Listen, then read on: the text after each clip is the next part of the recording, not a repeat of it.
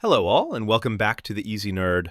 I'm The Easy Nerd, and today, with a lot of talk of Paramount and Netflix buying Warner Brothers, which means they'll own DC Studios, and for me, the question needs to be asked, should James Gunn, the creative head of DC Studios, be fired? Now remember guys, this is just my opinion, and I'd love to hear yours in the comments. Now, why am I asking the question whether James Gunn should be fired? Well, the DCU has been around for nearly a year, and with 3 very different projects out, all written by James Gunn, I think it's a fair time to look at whether the DCU has been a success or failure so far. Personally, from what I've seen, it's somewhere in the middle.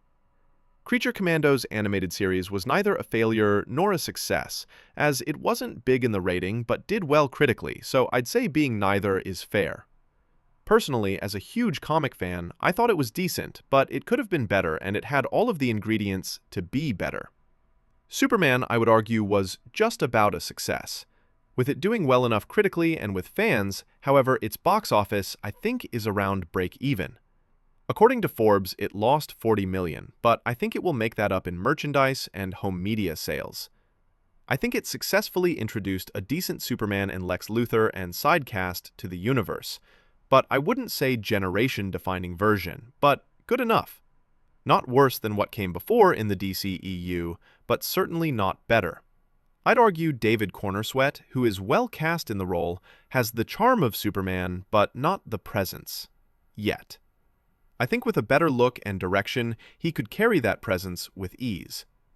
Now, on to Peacemaker Season 2, which was a disappointment, despite being hyped up by James Gunn as his best work ever, and it was far from it, and in fact was one of his weaker projects.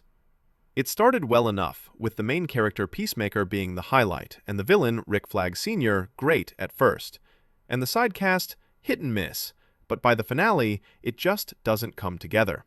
The finale was not just in my opinion, but the fandom at large, bad, and it gave everyone a really bad taste in the end. A lot of people online saying the gun has jammed, which is not a good sign.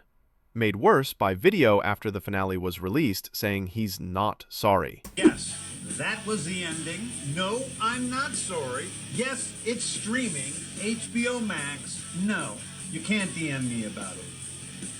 Okay, fine, 1 DM. Which comes across as arrogant and egotistical, especially when Peacemaker Series 2 didn't chart at the ratings. Now, that leads me on to James Gunn's biggest problem, which is James Gunn himself.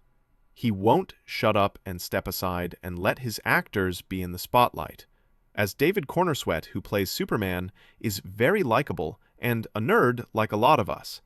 Make him the face of the DCU. He's like a Henry Cavill 2.0, which is not a bad thing. But no, it's the James Gunn show, it seems.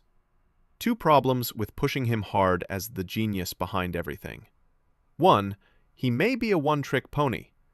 Every comic book adaptation I've seen him do has the same formula. A ragtag team of heroes and a CGI animal to go along with it, whether it's Groot, Weasel, Eagly, or Crypto. It's always the same, even in Superman. 2, people will get sick of seeing him hogging the spotlight. And if the DCU fails, he'll be the ultimate scapegoat, which may negatively impact his career. On to the future of the DCU. James Gunn needs some solid hits next year. Lanterns needs to not be like Peacemaker Series 2, but a hit akin to the Penguin series, both critically and ratings-wise. Both Supergirl and Clayface must make a solid profit at the box office. Then finally, the year after Man of Tomorrow, which I get the impression will bring a lot of the DCU together. We obviously know Superman and his nemesis Lex Luthor are the main characters of the story, but I think Supergirl and Peacemaker will play a big part, and I'm hoping, due to a hint that James Gunn himself dropped with the script cover, that they will be teaming up to battle the bigger threat of Brainiac, with Rick Flag Sr.'s recently discovered Salvation World, where Peacemaker is stranded being a big part of it. This will be a culmination of the universe so far, and there will be a lot riding on it. Will this movie be a success at the box office? Personally, I think with the declining state of superhero movies and Hollywood in general, and the tepid response this universe has from fans and general audience, I'm going to say no, which is worrying. I don't think this movie is the big cumulative event that Gunn thinks it is. So, back to the original question. Should James Gunn be fired based on the DCU so far? I say no, because it's still early days and the DCU could grow and become a success, and he hasn't thrown out anything bad, and Superman was the highest-grossing superhero movie of the year, even beating the MCU. Lanterns, Supergirl, and Man of Tomorrow have potential of being big hits. Clayface? Not so much, but I've been wrong before. I didn't think the first Joker would be a success years back, and that proved me wrong. However, should he be demoted from studio head? I say yes. I don't think he suits that position, and I think he says so many conflicted statements that he comes across as a liar and desperate for the attention. I think they need a different studio head, and he should stay as lead creative for the near future to see what else he can do. In conclusion, I hope he says on as lead creative, or at least a creative, because with characters like the Suicide Squad, James Gunn is really within his element and can delivers the goods. However, if the DCU flounders after it's given a chance to grow, then unfortunately, a hard decision will have to be made, which I hope it doesn't come to. Thanks for tuning in. Drop your thoughts in the comments. And as always, I'll see you next time. This is the Easy Nerd, signing off.